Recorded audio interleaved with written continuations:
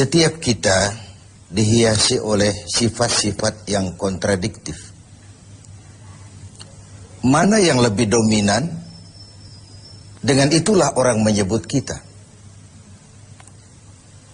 Di dalam pribadi kita ada sifat sabar, ada sifat marah. Kalau sabar yang lebih dominan, kita disebut penyabar. Kalau marah yang lebih kuat, kita disebut pemarah. Sesabar apapun orang, dia mesti punya sifat pemarah. Sepemarah apapun orang, dia mesti punya sifat sabar. Nah, ibadah puasa mendidik kita agar lebih mendominankan sifat-sifat yang terpuji, sifat-sifat yang mulia. Nah, salah satu dari sifat itu adalah sabar. Sebuah hadis baginda Rasul menyatakan as-siyamu junnatun fa idza kana yaumus siyami ahadikum fala yarfus wa la yafsuq wa in sabahu ahadun aw qatalahu falyaqul inni shaim inni shaim. Puasa adalah dinding, benteng. Apabila salah seorang kamu tengah berpuasa, janganlah berkata keji, berkata kotor. Kalaupun ada orang mencaci maki dia atau mengajaknya dia berkelahi, bertengkar, hendaklah dia berkata, maaf, saya sedang sabar. Maaf, saya sedang sabar. Perlu benteng dalam kehidupan ini supaya kita tahu diri. Mana coupling yang boleh kita langkahi, mana yang tidak. Mana hal yang harus kita lakukan, mana yang tidak. Bahwa kita mau cepat naik pangkat, boleh. Tapi harus ada sabar, ada cara. Bahwa kita kepengen cepat jadi orang kaya, boleh. Tapi sabar, ada cara. Seperti kita puasa sekarang ini, bahwa perut ini sudah melilit, tenggorokan sudah kering bukan main. Ada, boleh, sabar, ada waktunya. Bahkan luar biasa dilatih sabar pada saat kondisi sedang peka. Dalam keadaan lapar dan haus, orang itu kan peka. Sedikit tersinggung temperatur naik. Dikala itu orang diperintahkan sabar. Kalau perut kenyang, tidak haus, uang ada, badan sehat, disuruh sabar. Sabarlah orang. Tapi pada kondisi yang peka seperti ini, 1 bulan ini untuk menghadapi 11 bulan sesudahnya, bagaimana sabar bisa menjadi bingkai kehidupan kita.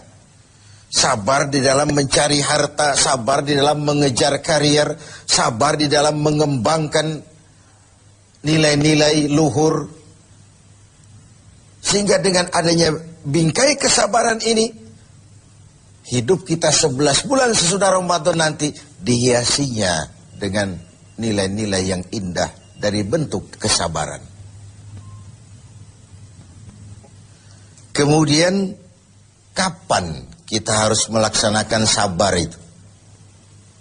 Umumnya di 3 tempat. Pertama, sabar dalam melaksanakan taat. Sabar dalam melaksanakan apa yang diperintah oleh Allah. Karena pada saat kita sudah mengikrarkan diri, bersedia menjadi pelaksana perintah Allah, kala itulah cobaan, godaan, tantangan, rintangan selalu datang. Iblis, musuh utama kita, tidak pernah berhenti sekejap pun.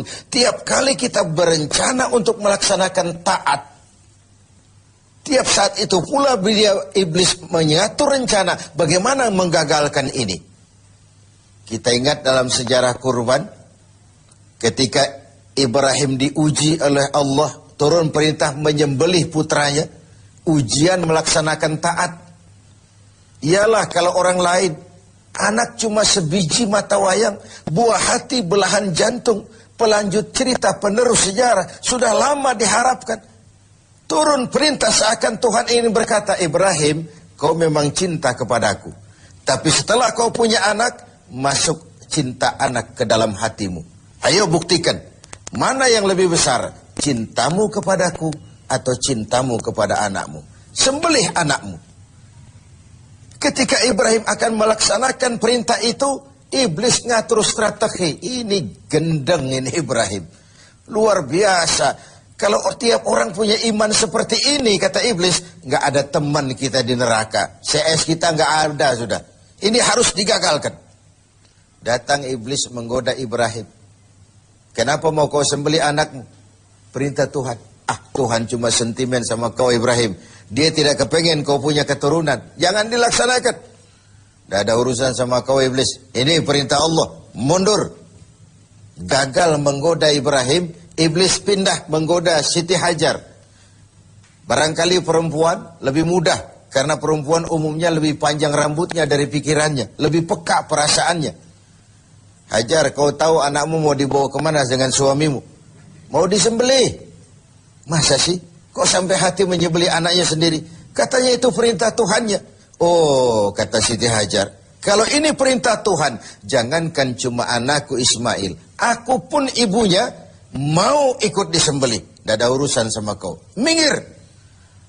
2 kali kecewa iblis. Gila ini. Dikira perempuan imannya lemah, malah lebih hebat lagi. Tanggung-tanggung mau ikut disembelih sekalian. Gagal menggoda Siti Hajar. Turun iblis menemui Ismail kecil. Ismail, kau mau dibawa kemana sama bapakmu? Gak tahu. Kau mau disembelih? Kenapa mau disembelih? Katanya itu perintah Tuhan. Kalau perintah Tuhan, iblis, zahir batin saya siap, zahir batin saya ikhlas. Iblis mau bicara lagi, Ismail ngambil kerikil kecil. Idhab ya la'in. Pergi laknat terkutuk kau. Tengoklah iblis, dia berputar saja di rumah tangga kita. Suaminya mantap, dia datang kepada istri. Istrinya teguh, dia datang kepada anak. Tidak akan berhenti usahanya. Di dalam kita menggagalkan upaya agar kita jangan mentaati perintah Allah. Sabar di dalam taat. Yang kedua, sabar di dalam meninggalkan maksiat. Di dalam meninggalkan yang dilarang. Orang tahu kita peminum, sudah mau berhenti, ada saja. Kau jangan bertingkah lah, kau kemarin kan pakarnya, sekarang aja. Sudah berhenti kita berjudi, Allah sekali-sekalilah. Sekali-sekali gak apalah, banyak saja bujukan, rayuan agar kita kembali kepada penyakit lama. Meninggalkan maksiat, meninggalkan yang dilarang Allah pun perlu kesabaran. Karena bukan main godaannya. Sebagaimana halnya juga dengan puasa ini. Puasa di Jakarta, di kota-kota besar, insya Allah pahalanya lebih besar daripada puasa di desa terpencil. Kenapa? Godaannya tidak seberat di kota besar. Di kota besar kita lihat tulisan gede-gede, hormati orang puasa. Di bawah yang makan biasa. Ini sebuah potret, semakin tinggi nilai taat, semakin tinggi keinginan meninggalkan maksiat, semakin berat juga cobaan dan bisikan iblis. Maka semakin diperlukan kesabaran itu. Lalu tempat yang ketiga, sabar di dalam menghadapi musibah. Sabar dalam menghadapi kesulitan, cobaan, ujian. Baik dia dalam bentuk yang menyenangkan maupun dalam bentuk yang tidak menyenangkan. Kalau bukan sabar yang jadi bingkai, maka ketika datang kesusahan, kita akan seperti ayam sampar, hidup segan mati tak mau, bagai kerakap tumbuh di batu. Tetapi kalau bingkainya adalah sabar, kita akan seperti karang di tengah samudra, dihantam gelombang yang bagaimanapun besarnya, dia tetap tegar, berdiri dengan kokohnya. Begitulah orang-orang beriman yang diberikan bingkai sabar sebagai hasil pelaksanaan ibadah puasanya. Nah, sabar ini tentu tidak ada habisnya. Pada tatanan dan situasi tertentu ada batasnya memang. Tapi secara umum tidak boleh kita berkata habis sudah sabar saya. Ya mungkin dalam hal itu. Tapi dalam hal lain tidak boleh sabar itu habis dalam kehidupan kita. Hanya orang-orang yang diberikan sifat sabar ini. Seperti sudah dicontohkan bagaimana sabarnya Ibrahim. Bagaimana sabarnya Siti Hajar. Bagaimana sabarnya Ismail. Melaksanakan perintah Allah dan mereka lulus. Lalu Ismail selamat digantikan dengan seekor kambing kibas. Dan kemudian Ibrahim diberikan lagi kegembiraan dengan beroleh seorang putra lagi yang bernama Ishak. Inilah hakikat sabar dalam taat. Tidak akan rugi orang yang mau berkorban. Ibrahim siap menyembelih Ismail. Ismail diselamatkan oleh Allah. Kemudian Ibrahim ditambah karunia seorang putra yang bernama Ishak. Sebuah potret tidak akan pernah rugi. Orang yang mau berkorban, ikhlas dalam berkorban, dan sabar dalam melaksanakan taat kepada Allah Subhanahu wa Ta'ala. Lalu sabar juga dalam meninggalkan apa yang dilarangnya. Karena ada kesan, huffatil jannatu bil makarih wa huffatin naru bisyahawat. Surga dan jalan yang menuju ke sana dipenuhi dengan hal-hal yang tidak menyenangkan. Sebaliknya neraka dan jalan-jalan yang menuju ke sana diselimuti oleh hal-hal yang menyenangkan.